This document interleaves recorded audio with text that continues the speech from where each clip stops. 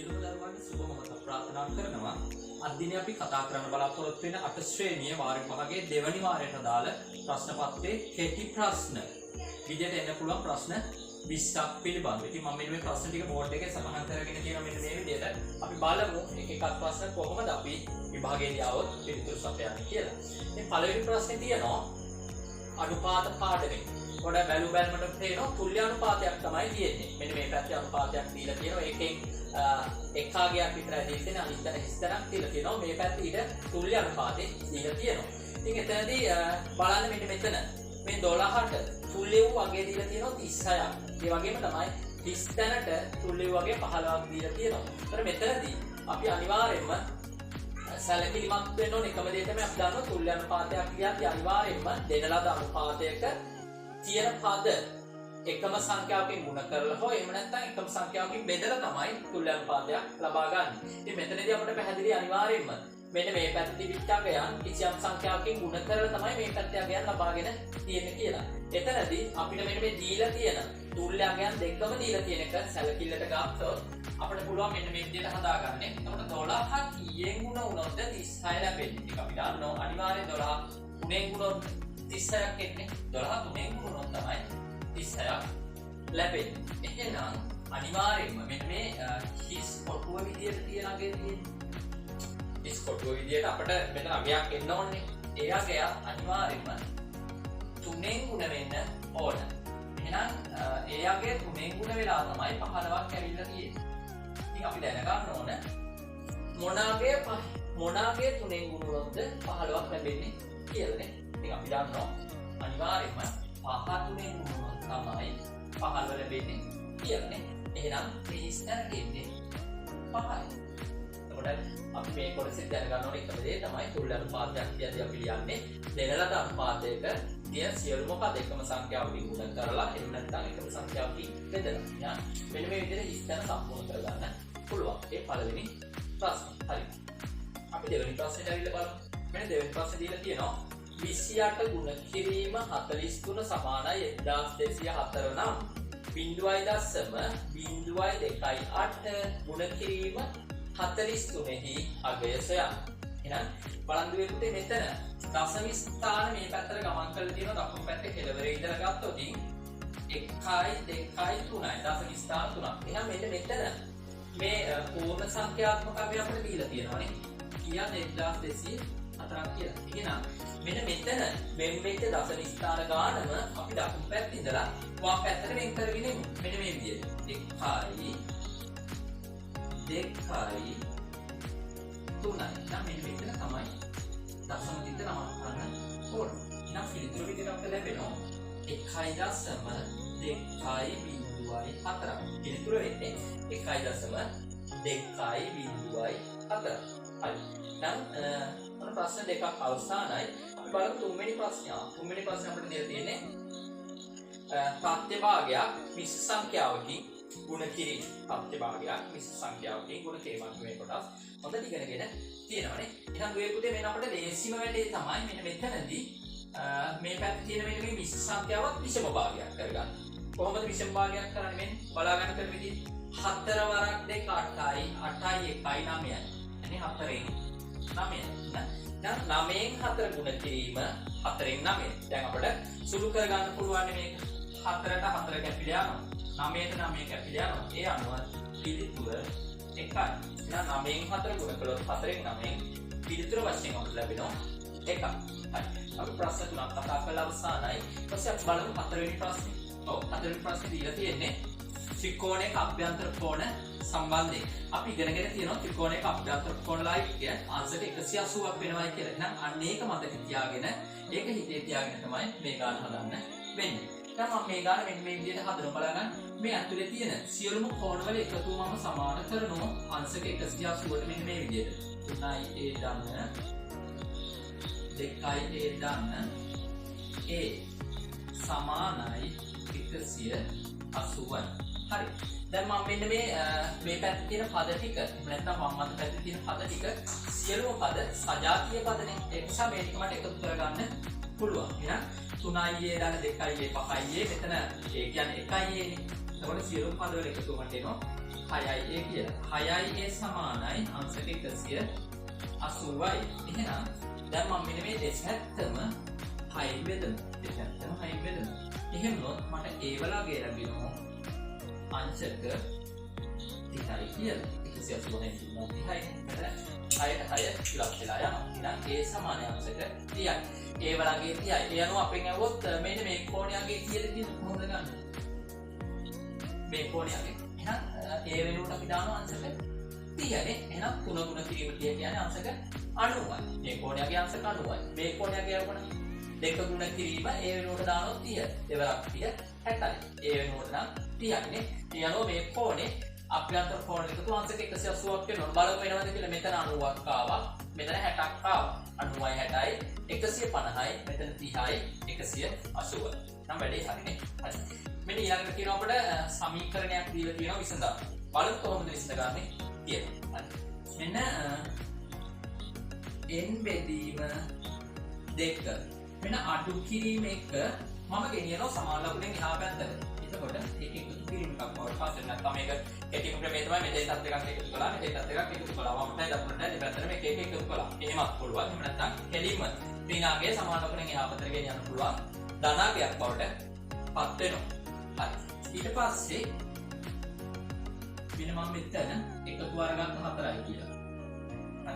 මම 4 යටින් එකක් ලියාගත්ත. ඒත් මෙතන 4ම තමයි ඒ වලට පරස්පරය ගන්න විදිය පැහැදිලිව පෙන්නන්න ඕන. නිසා එහෙනම් අපි මේක පරස්පරය ගුණ කරමු. බලන්න n එකෙන් ගුණ කළාම n සමානයි 4 දෙකෙන් ගුණ කළාම පිළිතුර 8යි. එහෙනම් n වලට පිළිතුර එන්නේ කීයද?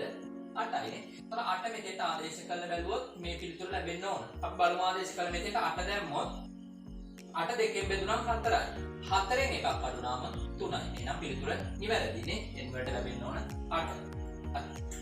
ඊට පස්සේ මෙන්න තව 6 වෙනි ප්‍රශ්නේ විදිහට අපිට දීලා තියෙනවා මිශ්‍ර සංඛ්‍යාවක් දශම සංඛ්‍යාවක් විදිහට ලියන්න. මිශ්‍ර සංඛ්‍යාවක් දශම සංඛ්‍යාවක් විදිහට ලියන්න තමයි 6 වෙනි ප්‍රශ්නේ විදිහට දීලා තියෙන්නේ. හරි. මෙන්න මේ වගේ අවස්ථාවකදී අපිට පුළුවන් මෙන්න මේ ප්‍රත්‍ය භාගයේ පූර්ණ සංඛ්‍යාව පැත්තකින් තියෙන දීලා ප්‍රත්‍ය භාගය අපිට ලේසිම ක්‍රමය තමයි 10 බලයක්. 10 බලයකින් හැදෙන සංඛ්‍යාව බවට පත් කර ගැනීම. එතකොට ප්‍රත්‍ය භාගයේ හරය 10 බලයකින් හැදෙන සංඛ්‍යාවක් බවට පත් කර ගන්න නම් අපි කීයෙන්ද ගුණ කරන්න ඕනේ? නැත්නම් අපිට ආසන්න වශයෙන්ම 40 පත් කරගන්න පුළුවන් 10 බලයකින් හැදෙන සංඛ්‍යාව මොකක්ද? අපි බලමු. ආසන්න වශයෙන්ම බැලුවොත් අපිට පුළුවන් ඉන්නේ 25න් ගුණ කරලා තමයි 1000ක් වට පත් කරගන්න පුළුවන්. එහෙනම් අපිට අනිවාර්යයෙන්ම හරය ලැබෙයි 25න් ගුණ කරන්න වෙනවනේ. හරි. එහෙම ගුණ කළොත් අපිට ලැබෙනවා මෙතන 1000ක්. ඊළඟේ 1000යි. 33 25න් ගුණ කරලා අගේ හොයා ගන්න වෙනවා අපිට. 33 25න් ගුණ කරලා අගේ හොයා ගන්න වෙනවා. ඊට 5 3 15 එකක් විතරයි 5 3 15යි මේකයි 16යි. දෙවරක් 3 6යි. දෙවරක් 3 6යි. 5යි. මෙතන 6යි 6යි 12 දෙකයි. මෙතන 6යි 1යි 7යි 8යි. 825ක් ලැබෙනවා. 825ක් ලැබෙනවා. හරි. දැන් ඔක ලේසියෙන්ම දශම බවට පත් කරන්න පුළුවන්. 1000න් 825 කියලා කියන්නේ කීයද? 1000න් 825 කියලා කියන්නේ 0.825. එහෙනම් 6ට එකතු කරන්න 0.825. එතකොට 6.825. පිළිතුර 6.825. මේ කොටස් අපිට හදන්න පුළුවන් වෙන්න ඕන. 1000න් 825 කියලා කියන්නේ දශම සංඛ්‍යාවක් විදිහට නම් 0.825. ඒකට හේතුව තමයි දශම ස්ථාන 3ක් දකුණු පැත්තේ කෙළවරේ ඉඳලා වම් අත පැත්තට යනවා. 825 බලන්න. දකුණු පැත්තේ කෙළවරේ ඉඳලා වම් අත පැත්තට ස්ථාන 3ක් ගමන් කළාට පස්සේ 0.825 ලැබෙනවා. ඒක 6ට එකතු කළාම 6.825 විදිහට අපිට පිළිතුර ලැබෙනවා. ඊට පස්සේ බලමු 7 වෙනි ප්‍රශ්න නම් ප්‍රශ්න 6ක් කතා කරලා ඉවරයි. ඊළඟට 7 වෙනි ප්‍රශ්නේ. 7 වෙනි ප්‍රශ්නේ අපිට දීලා තියෙනවා 62.32 ගුණ කිරීම 3.48. ඉතින් ඔබට මෙන්න වගේ ප්‍රශ්නයක් දුන්නොත් අපිට බොහොම ලේසි බොහොම පහසුවෙන් උත්තරේ ලබා ගන්න පුළුවන්. මේක දශමාකාරයෙන් නැතුව පූර්ණ සංඛ්‍යා විදියට ගුණ කරනවා. පූර්ණ සංඛ්‍යා විදියට ගුණ කරලා මේ අවස්ථාවල වෙන් වෙලා තියෙන දශම ස්ථාන ගාන අදාළ පිළිතුරෙන් වෙන් කර ගන්න. බලමු කොහොමද කරන්නේ කියලා. මම මෙන්න මේ 62.32 කියන එක අරගන්නවා 6232 විදියට. ඒ වගේම තමයි මෙන්න මෙතන 3.48 කියන එක මම ගන්නවා 348 විදියට අරගෙන සාමාන්‍ය විදියට ගුණ කරනවා. හරි අපි ගුණ කරමු. මෙන්න 8 වරක් 2 16න් 6යි එකක් ඉතුරුයි 8 වරක් 3 24යි අර 1යි 25න් 5යි දෙකක් ඉතුරුයි 8 වරක් 2 16යි අර 3 2යි 18න් 8යි නැවතත් එකක් ඉතුරුයි 8 වරක් 6 48යි අර 1යි 49. ඊට පස්සේ ඊළඟ කොටස තියන්න 4 වරක් 2 8යි 4 වරක් 3 12න් 2යි එකක් ඉතුරුයි 4 වරක් 2 8යි අර 1යි 9යි 4 වරක් 6 24. අපට සත්‍යන ගුණ කරගන්න. 3 වරක් 2 6යි 3 වරක් 3 9යි 3 වරක් 2 6යි 3 වරක් 6 18යි.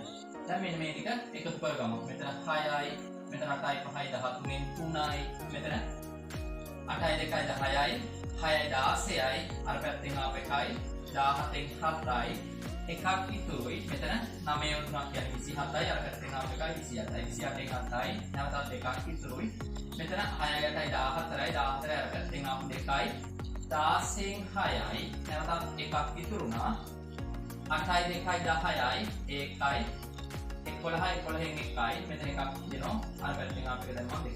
ඔන්න අපිට ඇවිල්ලා තියෙනවා 2168736ක් 2168736ක් ඒක සංඛ්‍යා කලාප වලට වෙන් කරලා ගත්තොත් නම් අපිට කියන්න පුළුවන් 2,168,736 කියලා. හරි. දැන් මෙන්න මේකේ දශම ස්ථාන ගාන අපි බලමු. දශම ස්ථාන ගාන දකුණු පැත්ත කෙළවරේ ඉඳලා මම මත පැත්තට වෙන් කරගමු. මේකේ දශම ස්ථාන තියෙනවා 1යි 2යි. මෙතන තියෙනවා 1යි 2යි. එතකොට ඔක්කොම දශම ස්ථාන මෙතනත් 2යි මෙතනත් 2යි. දශම ස්ථාන 4ක් තියෙනවා. එහෙනම් මේකෙත් අපි දශම ස්ථාන 4ක් වෙන් කරගමු. මෙන්න 1යි 2යි 3යි 4යි. නම් මෙන්න මෙතෙන්ට දශම තිත එනවා. එතකොට පිළිතුර වශයෙන් අපිට ලැබෙනවා 216.8යි 7යි 3යි 6යි. 216.8යි 7යි 3යි 6යි. හරිද? එහෙනම් බොහොම පහසුයි දශමාකාරයෙන් සුළු කරනවට වඩා පූර්ණ සංඛ්‍යාත්මකව සුළු කරලා ලැබෙන පිළිතුරෙන් වෙන් කරනවා දශම ස්ථාන ගන්න. හරි. ඊළඟ ප්‍රශ්නය 8 වෙනි ප්‍රශ්නය. සවිධ අෂ්ටාශ්‍රයක බ්‍රහ්මක සම්මිති ගණය වේ කියලා තියෙන විස්තරයක් දීලා තියෙනවා. අන්න විස්තර පුරවන්න තියෙනවා. ඔඩ අපි බ්‍රහ්මක සම්මිතිය පාඩමේ ඉගෙන ගත්තා. ඕනම ඝන වස්තුවක් ගත්තට පස්සේ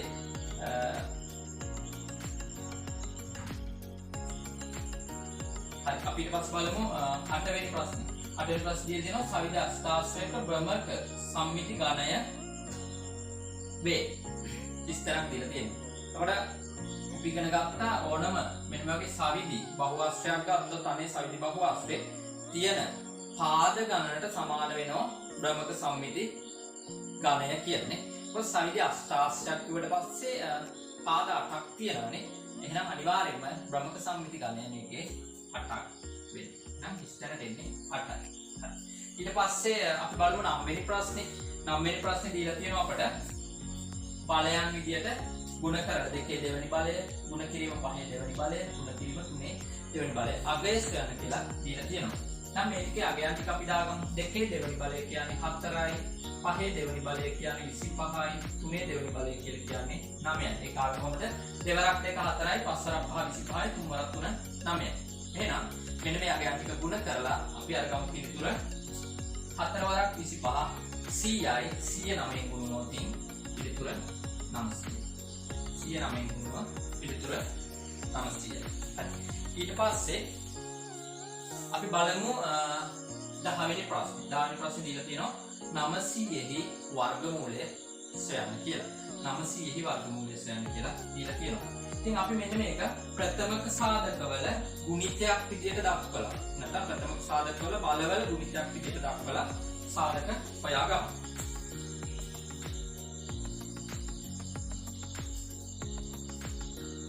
ඊට පස්සේ අපිට 10 වෙනි ප්‍රශ්නේ තියෙන්නේ. ඔව් 10 වෙනි ප්‍රශ්නේ තියෙන්නේ 900 ෙහි වර්ගමූලය ගන්න. මෙන්න මේක අපි ප්‍රථමක සාධකයක් වලින් හොයමු. මෙන්න ප්‍රථමක සාධකයක් වලින් හොයන විදිය. හරි. 900 ලියාගත්තා. 900 අපිට බෙදන්න පුළුවන් උදා ප්‍රථමක සංඛ්‍යාවෙන් දෙකෙන් බෙදුවොත් අපිට ලැබෙනවා 450. නැවතත් දෙකෙන් බෙදන්න පුළුවන්. දෙකෙන් බෙදුවොත් අපිට ලැබෙනවා 225. නැවතත් දෙකෙන් නම් බෙදන්න බෑ. මේක බෙදන්න පුළුවන් අපිට 3ෙන්. නේ? මේක 3ෙන් බෙදන්න පුළුවන්. 3ෙන් බෙදුවොත් අපිට ලැබෙනවා 75. නැවතත් 75 3ෙන් බෙදන්න පුළුවන් නේ අපිට. 75 3ෙන් බෙදුවොත් අපිට ලැබෙනවා 25. 25 නැවතත් 3ෙන් බෙදන්න නම් බෑ. 25 බෙදන්න වෙන්නේ 5ෙන්. 5ෙන් බෙදුවොත් 5යි. නැවතත් 5ෙන් බෙදුවොත් 5යි. අපිට මෙන්න මේ ආකාරයට එනවා. දෙක ගුණ කිරීම, දෙක ගුණ කිරීම, තුන ගුණ කිරීම, තුන ගුණ කිරීම, පහ ගුණ කිරීම, පහ. මට මේක මෙන්න මේ විදිහට ලියා ගන්න පුළුවන් බලන්න. හැම එකෙන්ම එක ඉලක්කම ගන්න. දෙක ගුණ කිරීම, තුන ගුණ කිරීම, පහ. සම්පූර්ණ ප්‍රකාශයේ වර්ගය. හරි. එහෙනම් වර්ගමූල කැටීම අපට ගන්න පුළුවන්. දෙවරක් 3 6යි, 6 වරක් 5 10. නම 900 වර්ගමූලය අපට ලැබෙනවා 30යි කියන.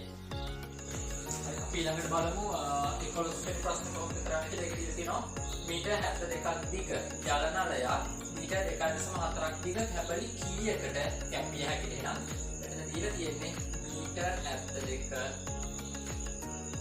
කැපීම 2.4යි. මීටර් 72න් මීටර් 2.4 කැලේ කීයක් කපන්න පුළුවන්ද කියලා අහනවා. එහෙනම් අපි අනිවාර්යෙන්ම මේ මීටර් 72 බෙදන්න ඕන 2.4. එතනදි මට මේ වගේ කෙටි ක්‍රමයක් පාවිච්චි කරන්න පුළුවන්. ඔයාලත් ඒ ක්‍රමය පාවිච්චි කරන්න. 72 බෙදීම. මම මෙන්න මේ 2.4 කියන එක විෂම භාගයක් විදිහට මෙන්න මෙහෙම ලියා ගන්නවා. 10න් 24. ඔව් 24 10න් බෙදුනොත් 2.4 වෙන්නේ. මම මොන විදිහට ලියාගත්තා. ඊට පස්සේ මේක මම මෙන්න මේ විදිහට හදා ගන්නවා. බලන්න. මේ 72 කියන එක මට ලියන්න පුළුවන් මෙන්න මේ විදිහට. 72ට එක. ඒත් 72ම තමයි. බෙදීම කියන එක මම ගුණ කිරීම බවට පත් කර ගන්නවා. ගුණ කිරීම බවට පත් වුන ගමන් මේක පරස්පරය ගන්න පුළුවන්. එහෙනම් 10න් 24 24න් 10ක් වලට පත් වෙනවා. දැන් සුළු කරමු අපි. මෙන්න 24 24 එකයි 72 24 ඒවා 3යි. 3 වරක් 10 30යි. නම් ඉතිරි වෙන 30 මොනවද මේ 30? ජල නලයක් 2.4 මීටර දිග කැපලි කීයකට කැපිය හැකිද? එහෙනම් අන්නේ ජල නලයේ කපන්න පුළුවන් කැපලි ගණන තමයි 30ක් විදිහට අපිට ලැබෙන්නේ. අපි පිළිතුර 30යි. ඔයාලට පුළුවන් මේ වගේ ප්‍රශ්නයක් ආවොත් මේ විදිහට භාග ස්වරූපයට පෙරගෙන ඊට පස්සේ පරස්පරයක් සුළු කරන්න පහසුයි. ඊට පස්සේ වෙන නැවත අනුපාත සම්බන්ධ ප්‍රශ්නයක් තියෙන ප්‍රශ්න 12 සමාන සුරේෂ් හා කාසිම් යන මිතුරන් දෙදෙනාගේ උසාතර අනුපාතය 5/4/6 වේ. සුරේෂ්ගේ උස සෙන්ටිමීටර් 96ක් නම් කාසිම්ගේ උස 6ක්. මෙතනදී අපිට මෙන්න මේ අනුපාතික භාග සංඛ්‍යා විදිහට හදා ගන්න වෙනවා. ඒ වගේම තමයි මේ තුන් දෙනාගේම මුළු උසත් අපිට හොයා ගන්න වෙනවා. ඒකට පොඩි ඉඟියක් මෙන්න මෙතනින් අපිට සැපෙන්න තියෙනවා. සුරේෂ්ගේ උස අපිට දීලා තියෙනවා. අනේ යනවා අපිට හදා ගන්න පුළුවන්. හරි. ඊට මේ සියල්ලම භාග සංඛ්‍යා විදිහට අපිට කියන්න පුළුවන් මෙන්න සමාන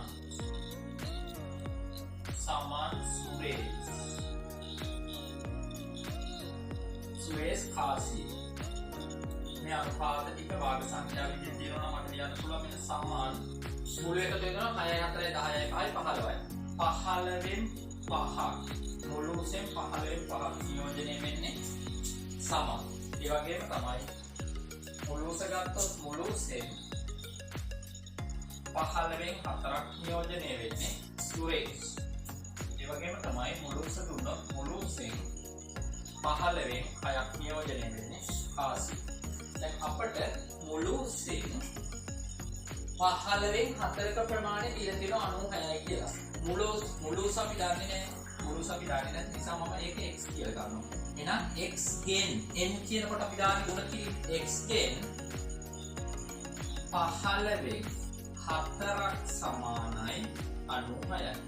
මුළු උසෙන් 15න් 4ක් සමාන 96යි. නම් මේක සුළු කරගත්තා නම් අපිට මුළු උස හොයා ගන්න පුළුවන්. x සමානයි මෙන්න 96.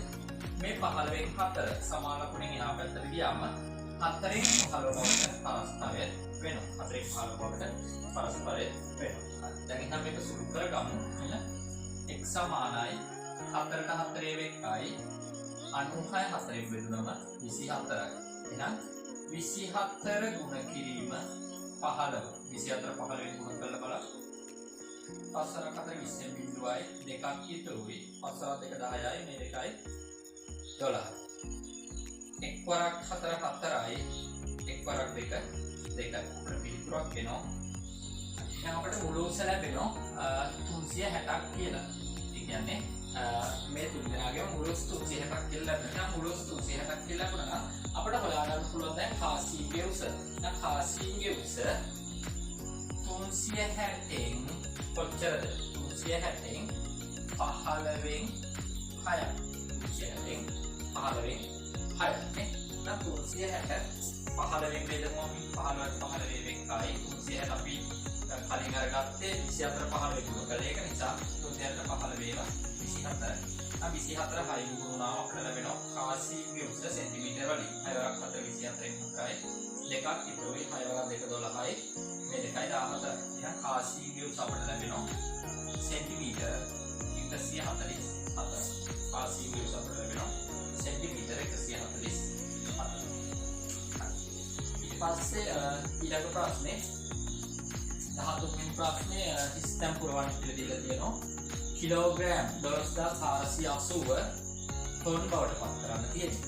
අපි ඉගෙනගෙන තියෙනවා ටොන් එකක් සමානයි කිලෝග්‍රෑම් 1000යි කියලානේ. එහෙනම් අනිවාර්යයෙන් මෙන්න මේ කිලෝග්‍රෑම් 12480 ටොන් බවට පත් කරන්න මෙන්න මේ 12480 බෙදන්න ඕන 1000. මේක බෙදද්දී අපි අර සාමාන්‍ය විදියට බෙදීමේ ක්‍රමයක් අනුගමනය කරන්න අවශ්‍ය නැහැ. අපිට පුළුවන් මෙන්න මේ 12480 කියන එක මෙන්න මේ ආකාරයට බෙදන්න. 1000න් බෙදනවා කියලා කියන්නේ දකුණු පැත්තේ කියලා වගේ ඉඳලා වම් පැත්තට දශම ස්ථාන තුනක් ගමන් කරනවා මේ විදිහට. 1 2 3. එහෙනම් දශම මෙතන නවතින්නේ. පිළිතුර විදිහට අපිට දාන්න පුළුවන් 12.4 බිඳුව. නම් ටොන් වලින් ටොන් 12.4 බිඳුව වෙයි. ඊපස් මෙන්න සාධක හොයන්න කියලා තියෙනවා. මෙතනදී අපි බලන්න ඕන මෙන්න මේ හැම පදයකටම පොදු සාධක තියෙනවා. හැම පදයකටම පොදුවේ සාධක මොනවද තියෙන්නේ කියලා. දැන් අඥාත පද වලින් ඒ කියන සාධකය ගත්තොත් ඒ හැම එකටම පොදු වෙලා තියෙනවා. ඊට අමතරව බලමු සංඛ්‍යා වලින් හැම එකටම පොදු එකක්. ඉතින් තෝරගන්න ඕන. ඒකට එහෙම බලන්න යද්දී අපිට අනිවාර්යයෙන්ම පේනවා මෙන්න මේ හැම එකටම පොදු අපිට ගන්න පුළුවන් 6ට 15ට සහ 18ට 3 නේ. එහෙනම් අපිට 3යි ඒ කියන සාධකය පිටට ගත්තා නම් මේක බෙදාගෙන යන්න පුළුවන් තවත් සාධකයක් ලැබෙන විදියට. එහෙනම් මෙන්න මෙතන අපිට ලියන්න පුළුවන් තව 2යි එකක් ඉතුරු වෙනවා. ඒ වගේම තමයි මෙතන 15ට 3ේම 5යි ඒක පිටින් තියනවා. එහෙනම් මෙතන b පමණයි ඉතුරු වෙන්නේ. එකතු කිරීම 18ට 3ේම 6යි ඒක පිටින් තියනවා. මෙතන ඉතුරු වෙනවා b සහ c. එහෙනම් සාධක දෙක ගුරුත්වයක් විදිහට මම ලියාගත්තා. එක සාධකයක් වෙනවා 3යි a අනිත් සාධකය වෙන්නේ 2යි a රින 5යි b දන 6යි b c කියන. හරි. ඊට පස්සේ බලමු 15 වෙනි ප්‍රශ්නේ. 15 වෙනි ප්‍රශ්නේ මේ y වල අගය තමයි අපිට සොයන්න කියලා තියෙන්නේ. y වල අගය. එතකොට බලන්න මෙන්න මේ අංශක 165 අංශක 165 ගත්තට පස්සේ මේ සරල රේඛාවේ ඡේදනය වෙලා මෙන්න මෙතනින් ප්‍රතිමුඛ කෝණයක් හැදිලා තියෙනවා නේ. මේ 165ට ප්‍රතිමුඛයි මෙන්න මේ මම දැන් අඳ කෝණ. එහෙනම් මේ 165ට සමාන වෙනවා නේද මේ මෙතනට අංශක 90 සහ y වල එකතු. දැන් අපිට ලේසියෙන්ම අරගන්න පුළුවන් මේක y දාන මෙතන අංශක 90 නේ තියෙන අංශක 90 සමානයි 165. එහෙනම් y සමානයි 165 ඍණ 90 ධන 90 සමානකමෙන් යන ක්‍රියා ඍණ 90ක් බවට පත් වුණා. එහෙනම් y සමාන අංශක 75 y සමාන අංශක 75 කියලා පිළිතුර අරගන්න පුළුවන්. අපි ඊළඟට බලමු 16 වෙනි ප්‍රශ්නේ. 16 වෙනි ප්‍රශ්නේ තියෙනවා 4x වර්ග y 12xy 8xy වර්ග කියන පද ටිකේ මහා පොත් සාධක සොයන්න තියෙනවා. ඔය විදිහේ පද ටිකක් තියෙන එකේ මහා පොත් සාධක ගන්න තියෙනවා. එතනදී අපිට පුළුවන් මෙන්න මේව වෙනම මේ විදිහට තියාගන්න. 4x වර්ග y කියන එක මම ලියනවා මෙන්න මේ විදිහට. 4 කියන එක මට ගන්න පුළුවන් 2 ගුණ කිරීම 2 x කියන එක ගන්න පුළුවන් මට x ගුණ කිරීම x ගුණ කිරීම y. නැවත 12xy 12xy කියන එක 12 ගන්න පුළුවන් මට ප්‍රථම සාධක වෙන විදිහට බෙදුවොත් 2 ගුණ කිරීම 2 ගුණ කිරීම ගුණ මේ දෙවල් දෙක අතර 12යි x ගුණ කිරීම y. ඒ වගේම 8යි x y වර්ගය කියන එක මට අරගන්න පුළුවන්. අද කියන එක ගන්න පුළුවන් අපිට දෙකේ තුන්වෙනි බලයෙන් 2 ගුණ කිරීම 2 ගුණ කිරීම 2 x ගුණ කිරීම y ගුණ කිරීම y. ඔන්න විදිහට තියාගන්න පුළුවන්. දැන් මෙන්න මේ හැම තැනකම සමාන කාණ්ඩ අපි මෙන්න මේ විදිහට වෙන් කරගන්නවා. දැන් මෙතන දෙකේම කාණ්ඩයක් අපිට සමාන වෙන් කරගන්න පුළුවන්. ඒ වගේම තමයි මෙතන තව දෙකේම කාණ්ඩයක් අපිට වෙන් කරගන්න පුළුවන්. තව සංඛ්‍යාත්මක අගයන් වලින් අපිට වෙන් කරන්න පුළුවන් අගයන් අපි බලමු. බීජීය සංකේත වලින්. බීජීය සංකේත වලින් මත පුළුවන් මෙන්න මේ x කියන පදේ මෙතනින් වෙන් කර ගන්න සමාන කාණ්ඩයක්. ආයෙත් x කියන පද බෑ මට පුළුවන් මෙන්න මෙතන y කියන පදයක් සමාන කාණ්ඩයක් විදිහට වෙන් කරගන්න. හරි. වෙන් කරගත්තු හැම කාණ්ඩයකින්ම අගයන් එක බැගින් අපි අරගන්නවා. මෙතනින් 1යි මෙතනින් 1යි මෙතනින් 1යි මෙතනින් 1යි අරගෙන මහා පොත් සාධකය හොයාගන්න.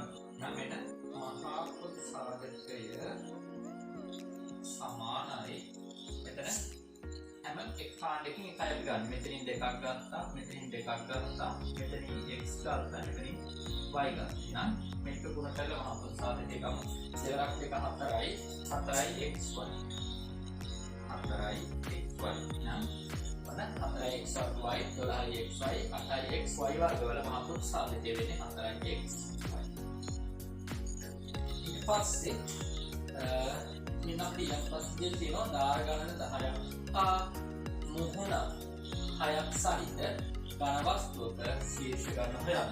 මේක හොයන්න පුළුවන් අපි ඉගෙන ගන්නවා ඝන වස්තු පාඩමේදී ඔයිලර් සම්බන්ධ කියලා සම්බන්ධතාවය.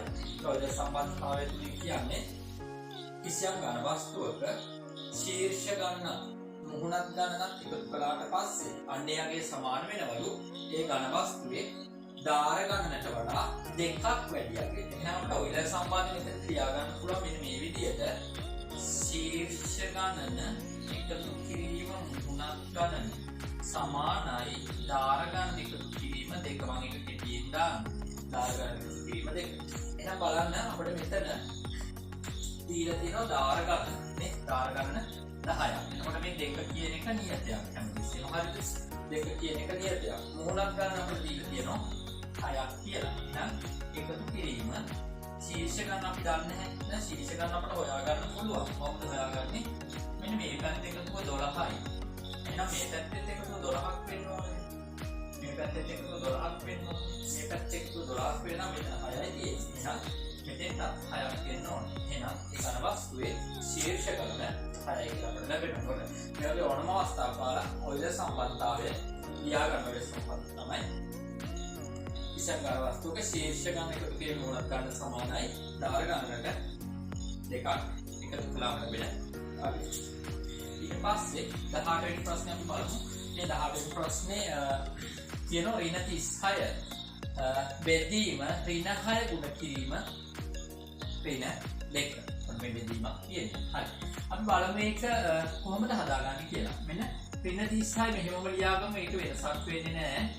මෙන්න මෙතන ඍණ සංඛ්‍යාවක් ගුණ කරන්න තියෙනවා. ඍණයි දාන. එහෙනම් 6 වරක් 1 12යි දාන 12ක් තමයි අපිට ලැබෙන්නේ. දාන 12. එහෙනම් ඍණ සංඛ්‍යාවක් ධන සංඛ්‍යාවකින් බෙදුවොතින් පිළිතුර ඍණ සංඛ්‍යාවක්මයි. එහෙනම් ඍණ 36 ධන 12න් බෙදුවම පිළිතුර වශයෙන් අපට ලැබෙන්නේ ඍණ 3. පිළිතුර ඍණ 3. ඊළඟට 19 ප්‍රශ්නේ. එතන තියෙනවා චතුරාස්‍රයක බාහිර කෝණ වලින් තමයි අපිට අගය සොයා ගන්න වෙන්නේ. අපි ඉගෙන ගන්නවා චතුරාස්‍රයක බාහිර කෝණ ලයික්‍යාංශක 360ක් වෙනවා කියලා. එහෙනම් අනේක ආශ්‍රය කරගෙන මේකේ x ලාගේ අපිට හොයා ගන්න පුළුවන්. අපි මෙන්න මේ විදිහට ලියමු. x එකතු කිරීම අංශක 110 එකතු කිරීම අංශක 85 එකතු කිරීම අංශක 105 සමානයි අංශක 360.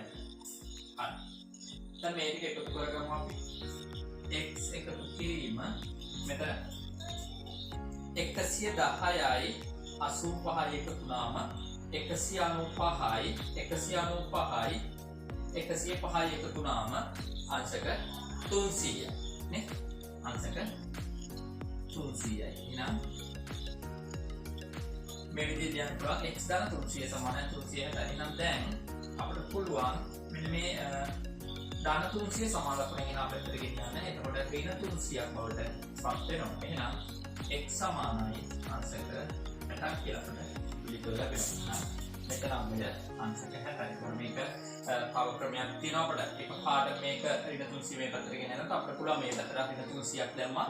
මේ පැත්තට ඍණ 300ක් දැම්මා. වම් පැත්තට කළ දේවල් දකුණු පැත්තට කළ එහෙමත් පුළුවන්. නැත්නම් කෙලින්ම ධන 300 සමානලකුණෙන් අපිට ගෙනියන්න පුළුවන්.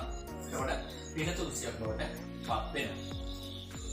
ඊළඟට බලමු අවසාන ප්‍රශ්නේ 20 වෙනි ප්‍රශ්නේ අපේ පොදු පදයේ දෙකයෙන් දිනක වන සංඛ්‍යා රටාවේ 125 තර පදයේ ශ්‍රේණියකට පොදු පදයේ දීලා තියෙනවා. 2n ඍණ 1 කියලා මේ n වලින් සංකේතවත් කරන්නේ පද සංඛ්‍යාව. නම් අපිට පුළුවන් දෙක ගුණ කිරීමෙන් මෙවට 125 දැම්මා. ඒකෙන් අඩු කරන එකක්.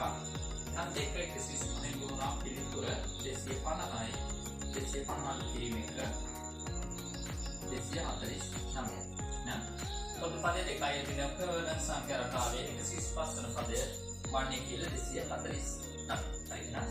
ඔන්නේ විදිහට අපි අට ශ්‍රේණියේ දෙවැනි වාර පරීක්ෂණයේ ප්‍රශ්න පත්‍රය එන්න පුළුවන් කෙටි ප්‍රශ්න 20ක් අවසන් කරනවා. අපි ඉදිරි වීඩියෝ එකකින් මේ ප්‍රශ්න පත්‍රයේම ඉදිරි කොටසින් අම්බෙන් බලාපොරොත්තු වෙන අදට මේ වීඩියෝ එකෙන් සම්බන්ධ සියලු දෙනාට සුබ